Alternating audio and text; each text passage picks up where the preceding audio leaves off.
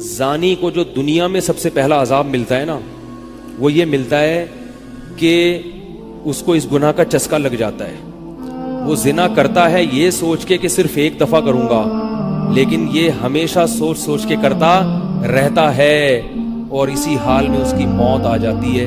زانیوں میں مرتا ہے وہ. یہ بہت بڑی بھول ہے کہ میں ایک دفعہ گناہ کر لوں پھر توبہ کر لوں گا. اور یہ شیطان اس لیے کرواتا ہے، یار دیکھیں تو صحیح اس گناہ میں لذت کیسی ہے، ذائقہ کیسا ہے. ایسی اللہ کی طرف سے اس پر پھٹکار برستی ہے نا زانی پر، وہ تڑپتا ہے کہ مجھ سے چھوٹ جائے.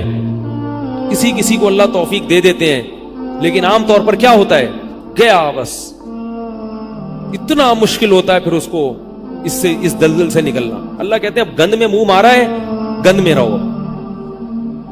گند کھایا ہے نا، اب گند کھایا تو اب گند میں رہو. پھر گندگی میں اس کو مزہ آتا ہے پھر. اس لیے اللہ کا واسطہ جن لوگوں سے زنا نہیں ہوا، اللہ کا واسطہ کبھی بھی اس گناہ کے قریب مت پھٹکو.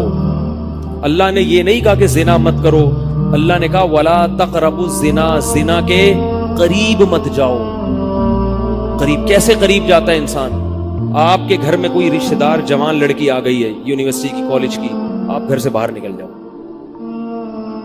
بعض دفعہ ایسا ہوتا ہے، لوگ مجھے بتاتے ہیں کہ کوئی میری رشتہ دار خاتون آئی، جوان تھی، کزن تھی، گھر میں تھا، وہ اکیلی تھی، وہ آ گئی تو میری بڑی عجیب کنڈیشن ہو گئی، میں بہت پریشان ہو گیا، بہت مشکل سے بچا. میں ان سے کہتا ہوں آپ گھر سے نکلے کیوں؟ یہ تو آپ قریب تو چلے گئے نا. جب ایک جوان لڑکی آپ کے گھر میں آئی ہے، آپ کو اس وقت گھر میں نہیں ہونا چاہیے، نکل جاؤ وہاں سے. ایسے دور بھاگو زنا سے، اتنا دور بھاگو. انبیاء ایسا ہی کرتے تھے، تبھی تو بچتے تھے. وہ جتنے بزرگان دین گزرے ہیں، وہ یہ نہیں کہ زنا نہیں کیا، وہ ہمیشہ زنا سے دور بھاگے.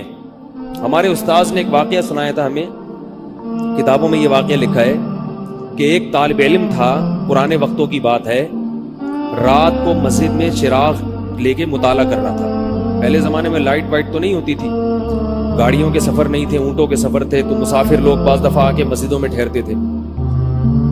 تو اس نے دیکھا کہ ایک جوان لڑکی ہے، پردے میں ہے لیکن خوبصورت جوان لڑکی. وہ آئی اور اس سے کہنے لگی کہ میں راستہ بھٹک گئی ہوں، مجھے ایک رات مسجد میں گزارنے دے دو.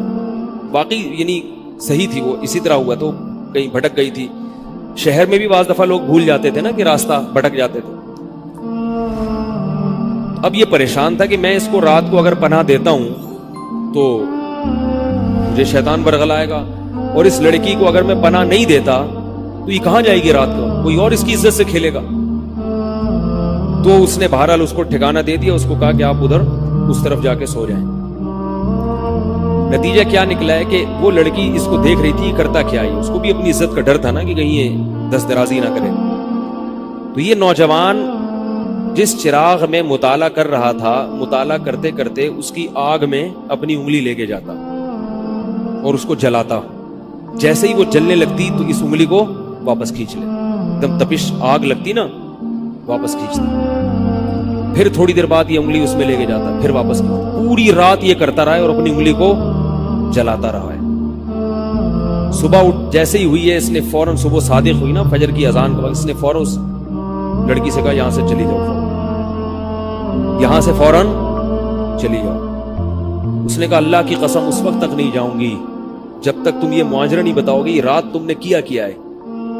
تو کہنے لگا یہ میرا اور اللہ کا معاملہ ہے، میں تمہیں نہیں بتا سکتا. اس نے پھر اللہ کا واسطہ دے کے کہا، اس نے کہا میں جاؤں گی نہیں یہاں سے جب تک بتاؤ گے نہیں. اس نے کہا شیطان مجھے ورغلا رہا تھا کہ ایک جوان لڑکی ہے، اجنبی ہے، کوئی دیکھنے والا نہیں ہے، کوئی دیکھنے والا نہیں ہے، زنا کر لو اس سے، کوئی دیکھنے والا نہیں ہے. شیطان مجھے لے کے جاتا تھا تو میں اپنی انگلی آگ میں جلاتا تھا، اپنے نفس کو یہ سمجھانے کے لیے کہ دنیا کی آگ برداشت کر سکتا ہے، جہنم کی بھی برداشت کر لینا، جہنم کی بھی برداشت کر لینا. پھر اور اگر تجھ سے یہ برداشت نہیں ہو رہی تو وہ کیسے برداشت کرے گا؟ کہہ رہے جب میں آگ میں جلنے لگتا تھا نا تو میری چیخ نکلتی تھی، یار یہ نہیں ہو رہی تو وہ کیسے برداشت ہوگی.